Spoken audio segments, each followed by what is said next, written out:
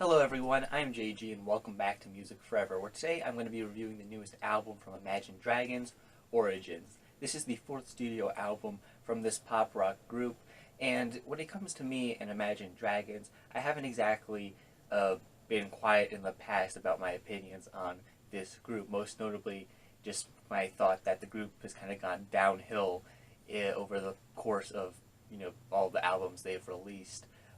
Their last album they dropped last year, Evolve, didn't I didn't like it really at all. And I even talked about the group on a recent video I did earlier this year, a top 10 list called 10 bands that got worse over time, or it was called something along those lines.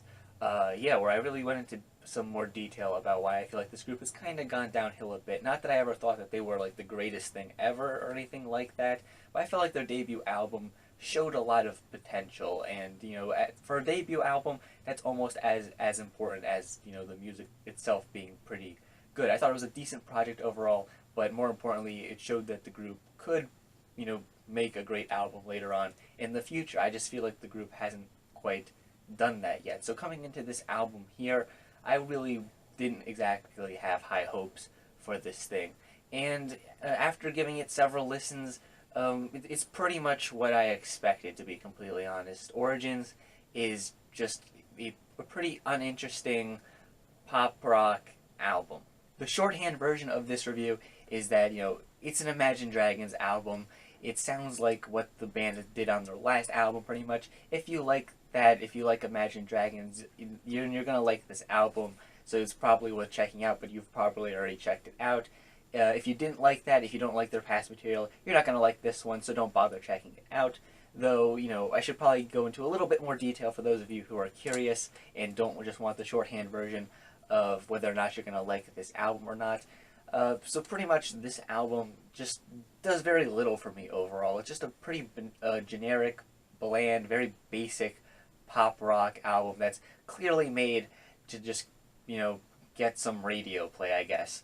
And it does very little for me as a result of that. There's very little on this album that really pops out to me or is super interesting to me overall. It's even more, uninteresting than their last album, which I already thought was a very uninteresting album overall itself. So this one here just feels even less full of life, I guess you could say. Maybe in part that's due to the fact that this is being released so soon after that last album. Like I said, that last album, I believe it came out in June of last year, though I could be off by a couple months or so. Regardless, it was sometime last year, and this, is only a little over a year later, and it doesn't really show much improvement on part of this group, or, maybe the slightest bit of regression, I guess.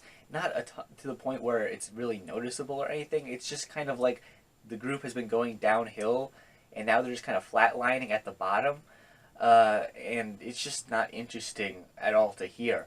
Many of the tracks on this album are just kind of in one ear, out the other for me, and just even after several listens, I don't have much to say about some of the cuts on this thing. There are some cuts on here that I have more to say about, but it's not necessarily for good reasons. Take the track Machine, for example.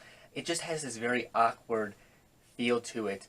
The vocals just feel way too, like, I guess, harsh and too overdone, I guess. And that's a problem I've had with Imagine Dragon vocals in the past. They've just felt way too overdone and too overdramatic at times compared to, what the lyrics might actually be talking about. Lyrically, this track seems to be kind of dealing with that, old concept of not wanting to be part of, the machine, whether that be the machine of society or maybe in the music industry, in the case of Imagine Dragons. But, lyrically, this track isn't anything all that special. It's just very vanilla, I guess you could say, and yet the vocals would have you thinking that it's the biggest, most grandest thing in the world. And the discrepancy between the two just makes it kind of goofy at the end of the day. Also the fact that, at least when it comes to the music industry itself, it's kind of difficult for Imagine Dragons to be singing that they're not part of the machine when they're probably one of the biggest, most popular rock groups out there, if you want to classify them as a rock group, that is.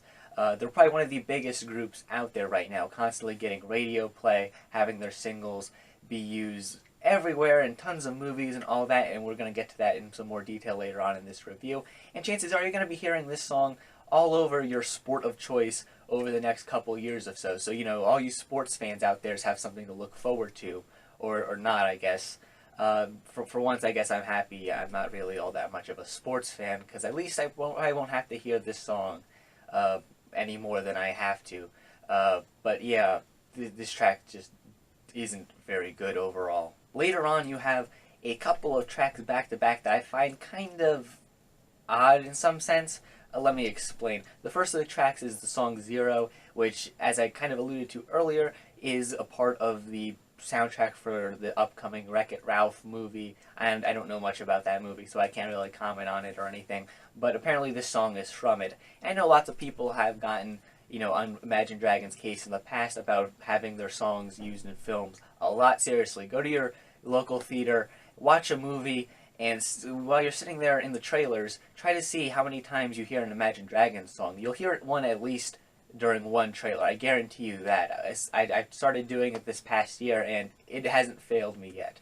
So, yeah.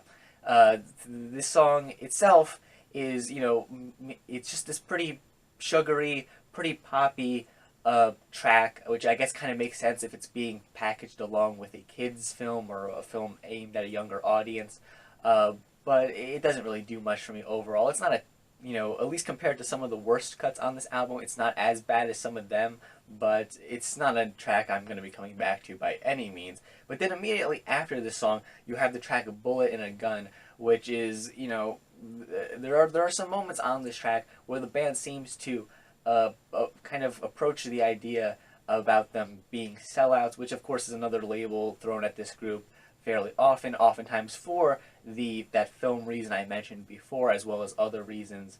And while they do kind of address it here on this track, they don't really do all that much to denounce it, especially given that this track, as I just said, immediately follows the Wreck-It Ralph song. Like, whoever put this track listing together either really hated Imagine Dragons or was just completely oblivious to this fact, because it cannot be any funnier that the song where they're addressing this comes immediately after the song that's being used in a movie. And as for actually combating the argument of them being sellouts on this track, they don't exactly do all that good a job, because the lyrics are, once again, pretty basic, pretty standard, and, they're still trying to sell them as if they're this big, grand, over-the-top thing, and it just does not end up working out well, and it just makes the track sound even goofier than it already is coming after the Wreck-It Ralph song. It's just not a good song, easily one of the low points here on this project. But if there is any moment on this album where I think the lyrics are at their worst, it might be on the closing track, Love, which is just kind of this track about, pretty much the overall message of this track is, why don't we all just love each other and get along? That's pretty much what the end game of this song is about. And while this isn't a bad sentiment necessarily, it's not really presented in any type of believable way, because of course when you look at the world around you, of course it's easy to say, why doesn't everyone just love each other? But obviously the issues going on in the world are so much more complicated than that, and it would be fantastic if everyone could just get along, but it's not that easy, unfortunately. And Imagine Dragons don't really try to tackle any of these issues. They don't really try to pick them apart and provide solid reasons as to why people should be able to get along with each other and try to combat arguments for hatred and things like that. Instead, they provide this very sugary, very vanilla, very basic message that, everyone should just love each other. And it just feels so basic, so watered down, so uninteresting, and most importantly, not very good at being a convincing argument, that it just kind of falls apart. And it's just the cheesy cherry on top of this very cheesy sundae that is this album. The instrumentation on this album is pretty much what you'd expect from Imagine Dragons at this point. It certainly has some of those elements that are kind of rock-like, but it also mixes in a lot more poppy tendencies, of course, to have many of these songs have that crossover appeal into the pop charts and things of that sort. You'll, of course, have those big, bombastic pieces of instrumentation to go along with some of these tracks, of course, to have, some of these anthem-like tracks, as I mentioned before. You'll probably be hearing some of these cuts while watching your favorite sport over the next couple of years or so, and the instrumentation is probably part of the reason why, along with the very over-the-top delivery of some of these lyrics. The instrumentation just does not do a lot for me on this album, to be completely honest. It just kind of is just kind of bleh overall. It's not very memorable. It's not very interesting. It's just kind of there. Yeah, not very memorable. Just kind of uninteresting. Now, with that said, I think that really sums up all that there is to really say about this album. Like I said, it's just a very uninteresting project, and when it's not being super boring and generic and watered down, it's for all the wrong reasons. So this is one that I would avoid unless you happen to be like a massive Imagine Dragons fan. You love all their material, even their most recent material. If that's the case, you'll probably love this album. And, you know, but really you've probably already checked this album out, so I don't really think you needed me to tell you that to begin with. And chances are, if you really are that big an Imagine Dragons fan, chances are you probably didn't get this far into the video without leaving a dislike and leaving the video. But if you did, for whatever reason, I commend you for understanding that this is just my own opinion. So it's perfectly okay if you like this album. But yeah, this album did not do anything for me overall. But as I just said, this is just my own personal opinion. If you like this album, that's perfectly okay. In fact, feel free to leave your own opinion in the comment section down below. Of course, remember to not be a jerk, because that's never a good thing. Let's have some nice civil discussions about music. So you, of course, leave those in the comment section down below. And while you're down there, make sure you leave a like on the video and subscribe to the channel for more music-related content, including album reviews, countdown lists, track reviews, all that kinds of music stuff. So if you enjoy that, make sure you subscribe. Thank you for watching, and stay golden.